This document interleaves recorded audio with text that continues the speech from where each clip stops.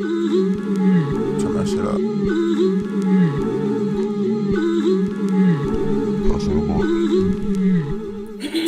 Alright, what's going on, folks? It's your host with the most, Boogie, and I'm here with a dear friend of mine, Kelly Iko. What's going on? How you doing today, brother? Finally got to do this. Finally, I mean, it took about 20 years, but I mean, it's all right. It's all right. So, let's introduce the people to yourself. Explain to people what's your occupation. I am a sports journalist. I work for a company called The Athletic, and my job is I cover the Rockets. I'm the beat writer, so, articles, features, interviews, traveling. That's me, the whole 9 yards. Yeah. Okay, did you ever think this would be like your job or career? No, like, growing up in an African home, you hear the normal, you gotta be a doctor, you gotta be an engineer or a lawyer. But I thought that was a path for me initially, but as you go down that path, you realize that, do I wanna do this? And I've always loved basketball, and I've always been a good writer, but I never thought to combine the two. So you kind of hear the phrase, you fell into sports journalism. I kind of fell into it. Mm-hmm. And it started out, I was writing for a little sports blog called Space Heated Scoop. Shout out Space Heated Scoop. And that was like 2 years ago. And then it just started picking up steam. I got an internship at a radio station, ESPN Houston. And they wanted me to do like radio stuff. But I was more interested in the social media, the writing aspect. And one day, I think they needed someone to go cover an event at the Toyota Center. Okay. Because the Rockets were about to sell the team. And nobody wanted to go. But I was there. I said, I'll do it. And from then on, it was just event after event, which turned into covering for the season, which led to bigger and better opportunities. Okay. Now, you say you're currently working at the Athletic now. Yeah. Now, explain to people before they just, assume, hey, you start writing, you get paid. Explain to them the internship part. Explain to them the struggle. It's a struggle. It's a struggle. First of all, there are so many people that write about sports. Like the market itself is crowded. So it's all about how can I be different? How can I set myself apart? Everybody watches basketball. Everybody watches the same thing. They see the same trends. It's all about how you tell that story, how you interpret it. Because you can't just say, okay, I want to write, now I want to get paid. No. Because the question is, why should you get something over someone else? So what do you bring to the table that's different? And for me, where I see myself, I'm at first a storyteller. So, yeah, analytics is important and numbers and stats are important. But at the end of the day, these players have lives outside of the court. They have lives, they have things that go on that can affect them on the court. So I like to tell stories of the why, not so much the what. So for anybody that's trying to get to the field, just keep doing what you're doing. I know it sounds cliche, but you really have to keep at it. Okay. So the first time you seen your name on TV, like in a tweet or, they was using your source, how did it make you feel? I was going crazy. Someone had sent me a picture. Oh, snap, Kelly, this is you, bro? And I Googled it because I didn't believe it was me. And I seen my name and I was like, oh, wow, this is actually dope. And it made me realize that the internet is such a vast place. Like, information travels such a fast space. Like, everything's going like back and forth. And for a sport like basketball, where everyone's always plugged in at every point in time because you never know what's going to happen, for me to see my name circulating was pretty cool. It's a pretty surreal moment.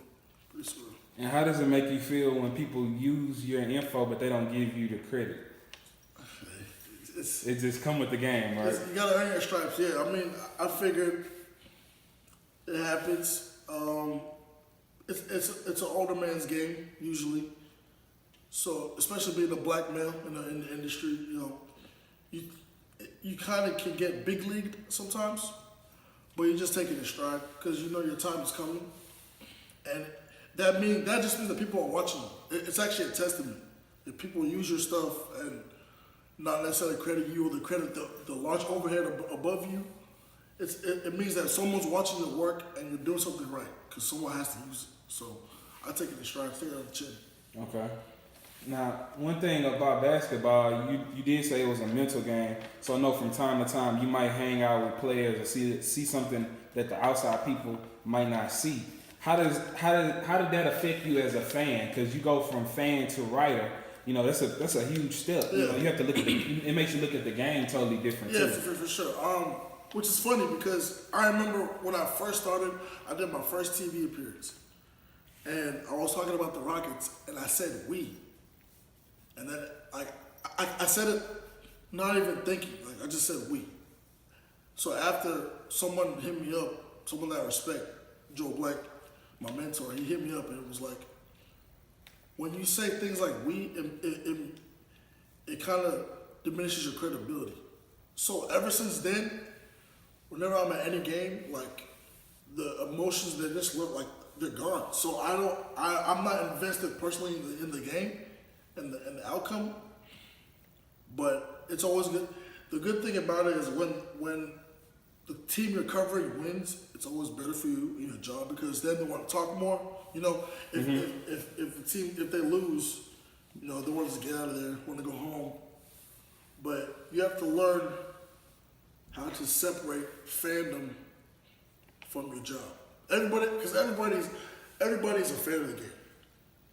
I don't believe the shtick that journalists and people in the media are not fans of the team because it always comes out at some point. Yeah, it's gonna come out at some point. Especially in Houston, because all of Houston media, they love the Astros, they love the Texans. So you can't tell me when it comes to Rockets it's different. It's not. But it's all about professionalism and carrying yourself so people won't see you and think, oh, he's just a fanboy writing. Oh, she's just a fangirl writing. Like, you have to hold yourself in high regard. Yeah, because at the end of the day, you are a professional journalist at this point. This is your career. It's not like it's fan service. Yeah. So, how is it being in the locker room, you know, after tough losses and seeing the emotional, you know, that emotion on players? I'm gonna tell you one particular instance. Everybody watched Game 7 against the Warriors. You saw how the game turned out. They went from being up at 14 at the half to losing by 9, the 27 missed threes in a row. That scene in the locker room, I've never seen that before in my life. Like, you're seeing players crying. Like, these are people these are millionaires. And people we idolize. And people you idolize, but they were reduced to such like humanistic tendencies, like crying, tears, like dejection. And it was sad just to be around. Like, you could tell that they really wanted it, and they could tell that was their year. That was the year they felt they could go on and win a championship. And it's really humbling, like when you see that, because like you said, for so long people hold them in such a high regard. Like, these are my idols. These are people that you look up to, but they're just like you. Everyday people. Yeah, they have everyday struggles, and it's really cool to see. It's really cool to see. What was it like that first drive to the Toyota Center when you were an official journalist? That was a surreal moment. That's surreal because you go there before as a fan, and there are parts of Toyota Center that you don't even know existed. When you pull up and when you go to the media entrance and they do the little scan thing and your name's on the credential, it just feels so cool. Like, you just feel like you're part of it. Like, I remember the first event I covered, I was sitting 5 feet from Mike D'Antoni, and I'm like, this is someone I watched on TV my whole life. And now I'm in front of him. Talk, and I can ask him something, he can directly answer me. Like, that's so cool. And it's like, it's a blessing. Like, one thing you gotta take in mind is that this is all a blessing. It can go away at any point in time. Someone can come in and take your job. Someone's gonna be better than you, smarter than you, write better than you. It doesn't matter. So you have to enjoy the now. So do the Toyota Center have any secret tunnels? Come on, man, give it up, Kelly. What the secret tunnels are, man? I haven't seen one yet. You haven't seen play yet. But it's pretty big. You never know. You never know. That's true. How did your family receive when you told them, this is my occupation now? This is what I'm making a career out of. How did they accept it? So, my mom, she didn't really understand like sports media, and that was kind of weird to me at first because like you watch the news every day, you read magazines, you read that's all media, that's all journalism. So at first she didn't understand it, but once I said that, I broke it down to her. She was like, okay. And then when she see me on TV, she was like, oh my God, come here, tell me, can record it? and it's really cool because like she's proud. Like she likes to see, like one thing about Africa is that they're very proud people.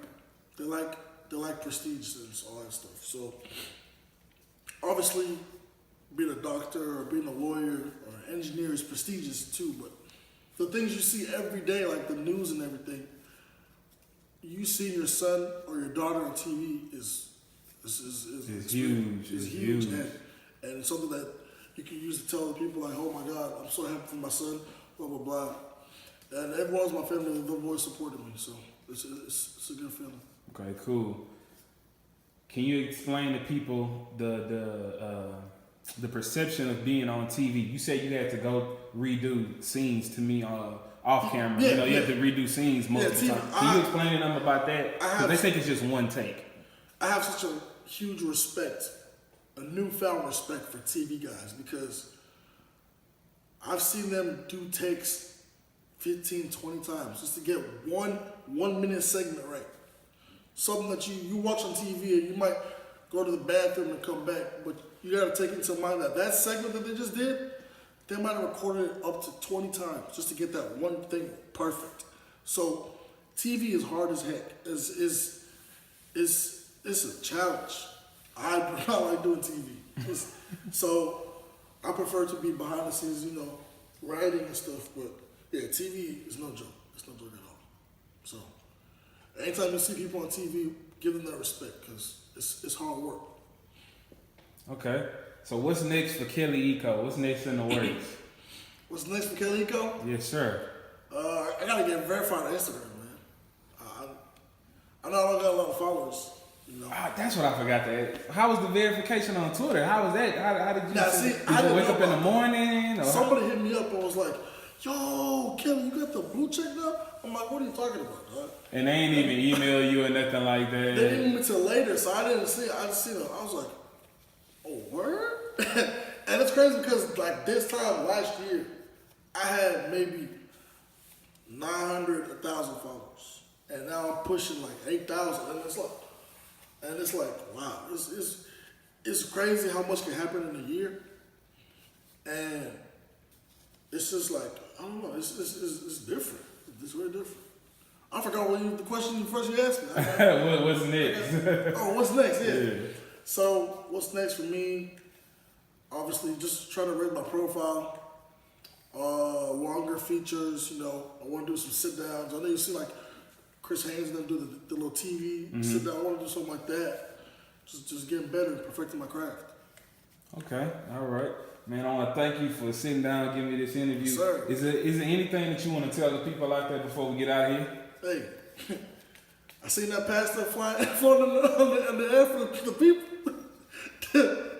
Something's not wrong with that. Something's not wrong with that at all. Something's not wrong with that at all, man. But shout out to my guys. Shout out to Eric. Shout out to my boy Land Shack. The whole gang. Jalen and them. Hey, man. You already know. Shout out to the Athletic, man. Shout out to Athletic. Hey, man. Appreciate you for giving me this interview. Yes, sir. Hey, tell the people where they can follow you at.